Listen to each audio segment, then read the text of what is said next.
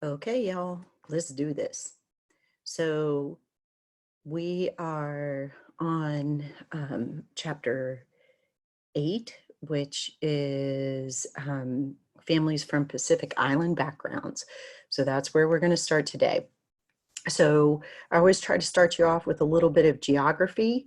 So the Pacific Islands are made up of 3 major regions: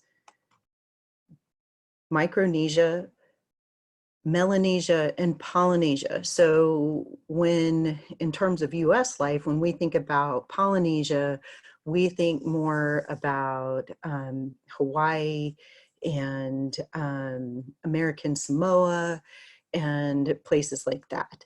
However, Micronesia are the Marianas Islands and Guam, which is also a US territory.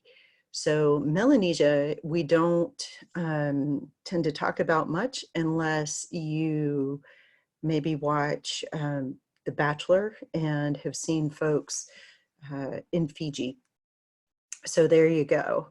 So Micronesia is pretty amazing. It is been established and estimated that there have been civilizations living on these islands for more than 5,000 years. Melanesia is unique in that there are more than 1,300 different languages spoken among the islands. So one of the things to kind of remember is that this is very spread out. There's a lot of water between each of these island chains, which really contributes to the very unique cultures that have developed over the many years. All right, so the way our book is set up, the next section is always about family life. So in the Pacific Islands, family life is very important. It's very central to society in general. Children are considered a gift from God. So because of that, families tend to be really large, and extended family units are really large. So extended family units can have more than 12 children in the group. So if you think about it, let's say that you have 5 siblings. So you have 3 kids of your own, and your sister has 3 kids of her own. So that's 6. And then you have a brother who has 5 kids. So now you're up to 11 kids, and so on and so forth. So you can see how extended families get really large really quick. So one of the ways that families cope with these huge extended families is that children are cared for by lots of different people, not just a parenting dyad. They're cared for by siblings, by cousins, by aunts, uncles, grandparents, adults in the community. And there's a lot of oversight for kids. So in the Chamorro and Carolinian societies, they are actually matriarchal, which is very different than standard US mainstream culture, which is misogynistic and very male-oriented, men at the head of the family.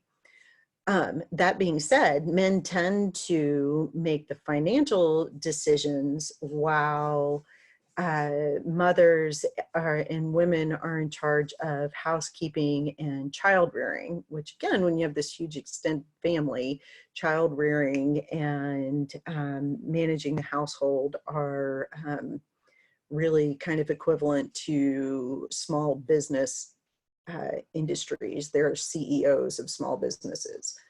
So in terms of marriage, Chamorro women tend to live at home until they get married. In the Northern Marianas Islands, couples tend to live with the groom's family, which is a little bit different than what we see in other cultures where couples tend to, if they're going to be in a multi-generational home, will be in the home with the bride's family in a traditional male-female marriage. All right, so moving on to talk a little bit more about family life.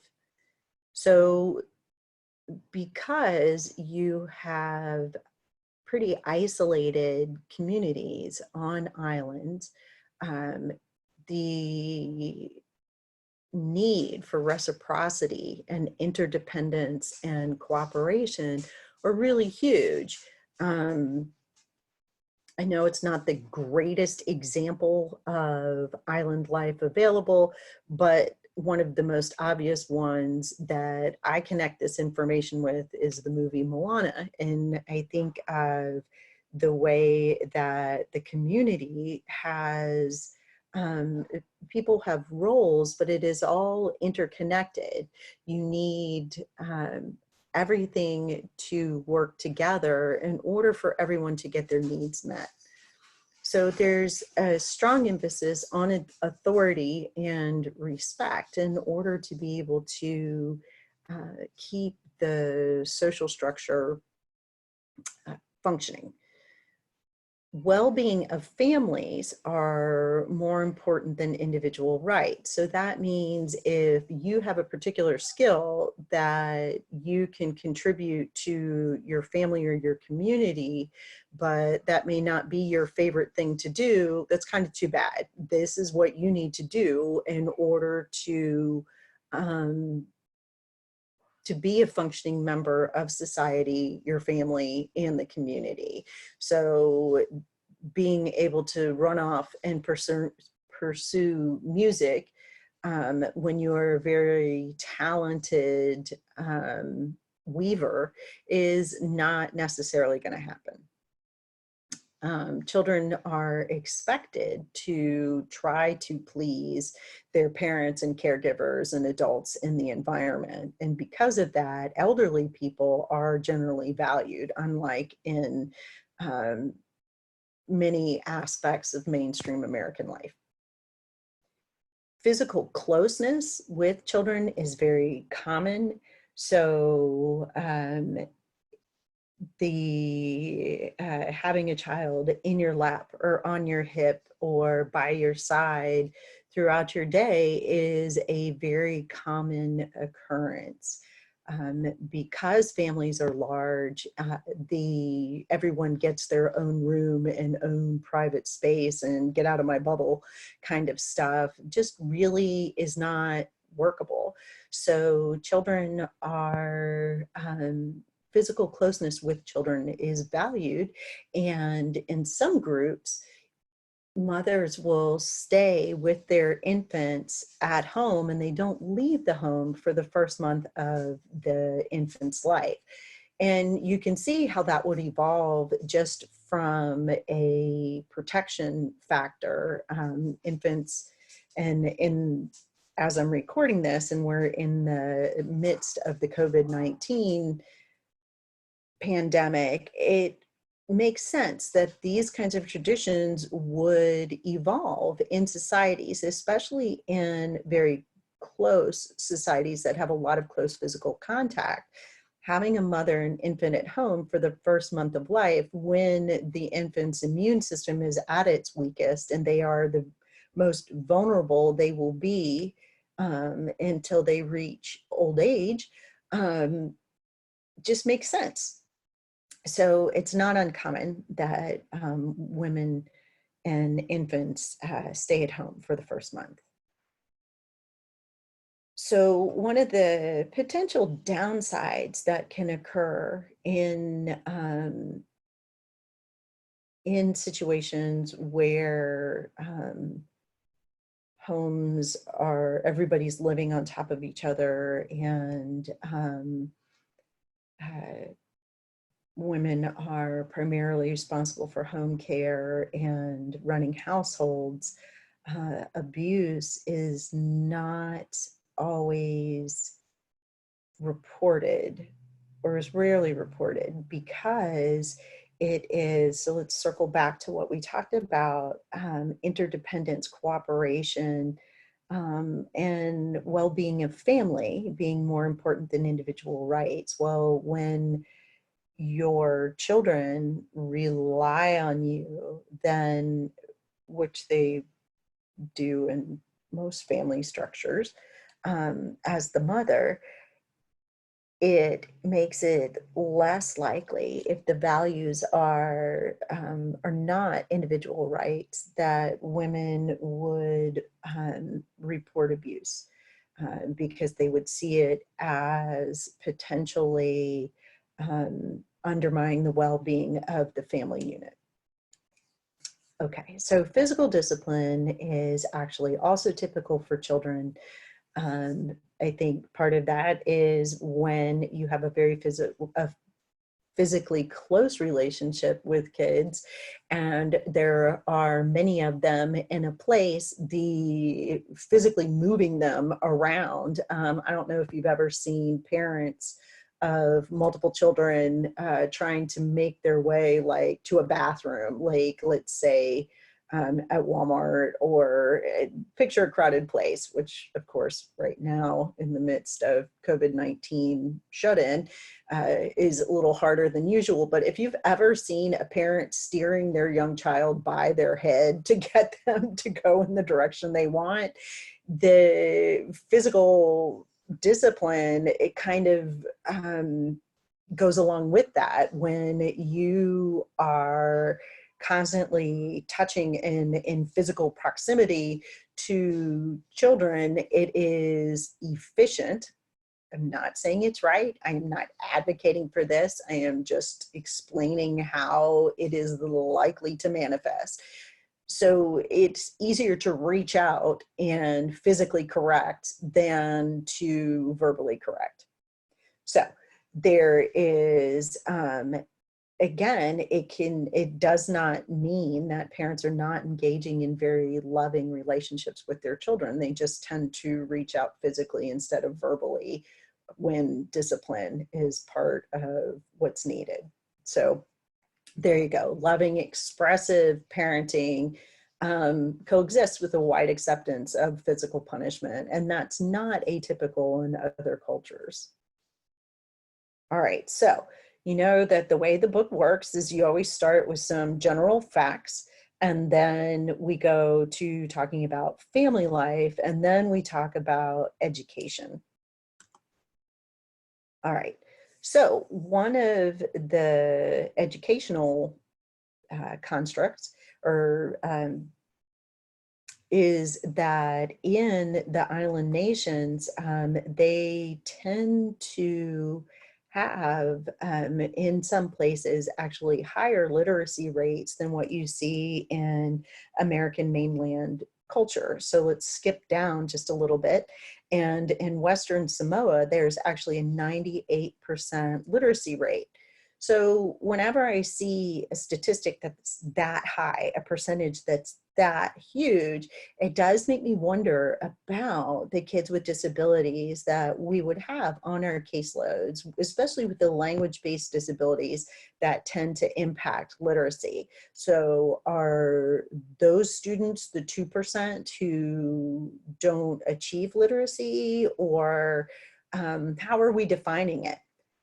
However you define it, it is a really beautiful thing that clearly in Western Samoa, literacy is a priority for the people there. So that's always a great thing. So as you would kind of expect, the educational style in the islands is generally more relaxed.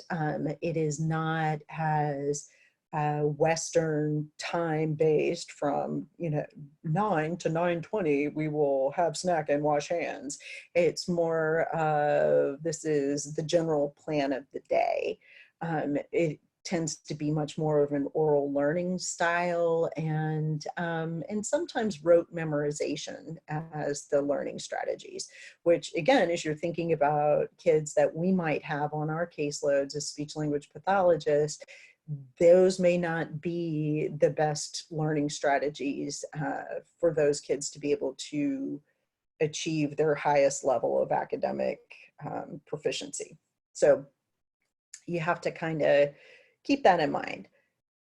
So one of the other things, so I'm skipping down to the last bullet now, children may actually be unaccustomed to interacting with adults on a regular basis, because going back to talking about family life with these huge families and extended families and multiple caregivers, it may be that the oldest person that they tend to interact with during the day may be a cousin or a sibling or someone else who's actually under the age of majority or in early teens, because the older adults and parents and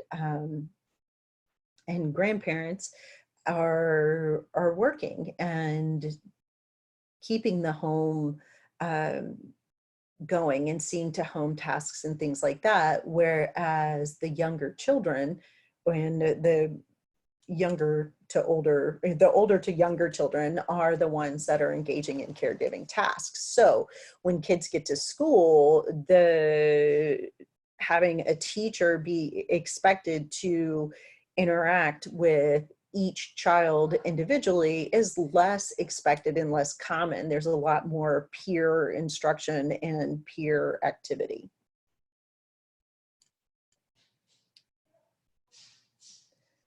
All right, so the next section that our book uses is about cultural customs and courtesies, because we're talking about, again, kind of if we're going to think content, form, and use, and education would be sort of the form of language, and then now the cultural customs and courtesies are more of the use, like how is language used in this particular group in order to get wants and needs met.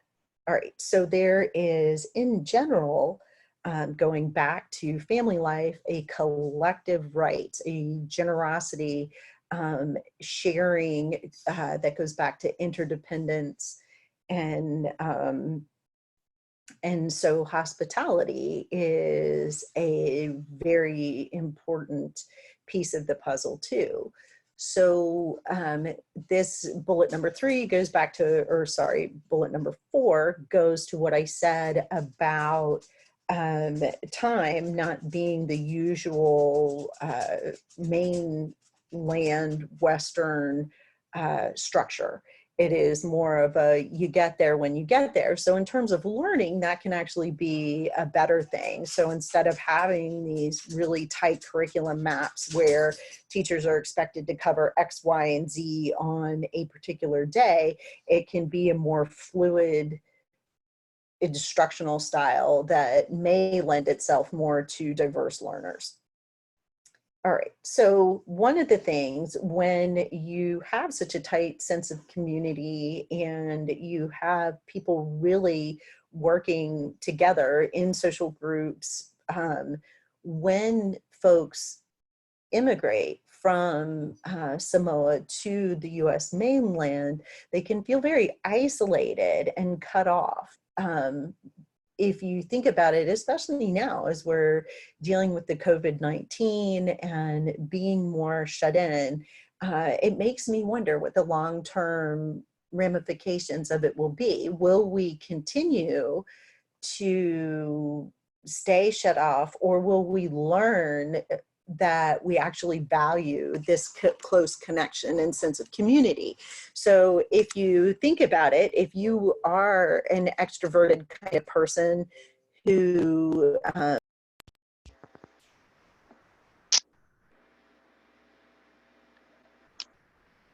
sorry, of course, my microphone had a problem.